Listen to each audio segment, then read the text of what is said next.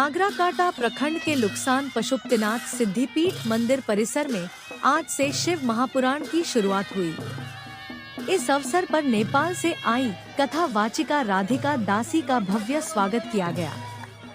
इस मौके पर एक कलश यात्रा भी निकाली गई, जिसमें लगभग 1000 से 1500 लोगों ने भाग लिया।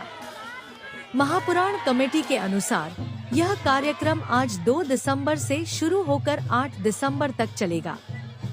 इस आयोजन में स्थानीय लोगों के अलावा आसपास के क्षेत्रों से भी बड़ी संख्या में लोग शामिल हुए।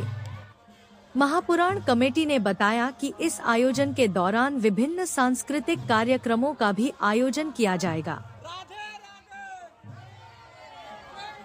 जब हामीले स्टार्टिङमा हुनु त एक्चुअली पशुपतिनाथ सिद्धपीठ नवनिर्मित मन्दिरको निम्ति नै हामीले एउटा पुराण आयोजना गरेको थियौँ, शिव पुराणको। यो आयोजनाको जबदेखि हामीहरूकोमा बात चर्चा हुन थाल्यो, राधिका दासीजीलाई हामीले कथावाचिकाको रूपमा ल्याउँदैछौँ नेपालदेखि भनेर, तबदेखि नै हामीले उत्सुक देखेको छौँ मानिसमा, विशेष हामीहरूको चेलीबेटीमा। रात दिन एक लाएर उहाँहरूले घर घर गएर प्रचार गर्ने, टाढो टाढो यहाँदेखि जयगाउँ, सिलिगुडी, दार्जिलिङ विभिन्न स्थानमा गएर प्रचार गरेर आज यति राम्रो एउटा शोभायात्रा हामीले यहाँ सम्पन्न गरिरहेको छौँ। माने यति राम्रो एउटा ऐतिहासिक शोभायात्रा भन्नुपर्छ यसलाई। र यही हो, राधिका दासी जब आउनु भएको छ नेपालदेखि प्रथमचोटि डुवर्सको यस भूमिमा भनेपछि त्यही हिसाबले उहाँलाई स्वागत पनि आज नागराकाटादेखिको भानु मोडमा जुन हिसाबको स्वागत भयो त्यो कन्टिन्यू छ लुक्सानमा पनि।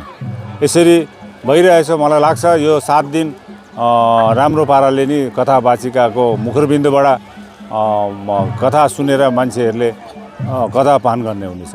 तपाईहरु जल भर्न आउनु कुन नदीमाबाट चाहिँ जल लिएर जानुहुन्छ? यो चाहिँ कुचिडाइना नदी हो। यो हामीहरूको लुक्सानमै पर्छ यो कुचिडाइना नदी। प्राय यहाँकोहरूले पुराणहरू हुँदाखेरि यही नदीबाटै गर्ने हुन्छ र हामी आज कुचिडाइना नदीको जल लिएर अहिले जानेछौँ। शोभायात्रा हामीले लुक्सान भुटाबारी बस्ती नवनिर्मित पशुपतिनाथ सिद्धपीठ मन्दिरदेखि सुरु गरेर Luksan Bazar, tea garden post office, Kyaron post अफिसको बाटो माङ्गिम भएर हामी लुक्सान बजार हुँदै लुक्सान मोडको परिक्रमा गरेर अहिले हामी नदीमा आएको छौँ। अहिले हामी यहाँबाट जल लिएर फेरि क्यारोन रेलवे स्टेसन भएर फेरि हामी पशुपतिनाथ सिद्धपीठ मन्दिरमा हामी मञ्चमा हामी प्रस्थान गर्नेछौँ। यो आज 2 तारिकदेखि सुरु भएको, 8 तारिक यसको समापन छ। 7 तारिकसम्म पाठ चल्छ, 8 तारिक होम गरेर समाप्त हुनेछ। आज शोभायात्रा यहाँबाट गएपछि जल भरेर गएपछि बेलुका एउटा पाठ हुनेछ। पाठ गरेर सानो एउटा कथा हुन्छ, त्यसको बादमा आजको कार्यक्रम समाप्त हुन्छ र भोलिदेखिको बिहान 7 बजीदेखि पूजा अर्चना छ। त्यसको बादमा 10 बजीदेखि कथा सुरु भएर 2 बजीसम्म हुन्छ। त्यसको बादमा बेलुका 5 बजीदेखि 9 बजीसम्मको कथा छ, सुरु छ। मोटामोटी 1000-1500 जस्तो मान्छेको एकट्ठा छ यहाँनिर। 1400-1500 मान्छे भेला भएको छ। म्याक्सिमम महिलाहरूको सबभन्दा ठुलो कुरो महिला नै म्याक्सिमम यहाँ हुनुहुन्छ र विभिन्न ठाउँबाट आएको छन् यहाँनिर।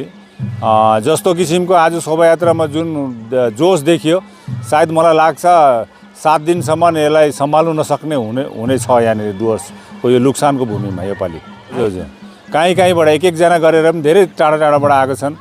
यहाँ हामीहरूको यो पुराणको कथा सुन्नुको लागि विभिन्न देशबाट, भुटानबाट, नेपालबाट अलरेडी व्यक्तिहरू यहाँ हिजो अस्तिदेखि नै भित्रिसकेका छन्।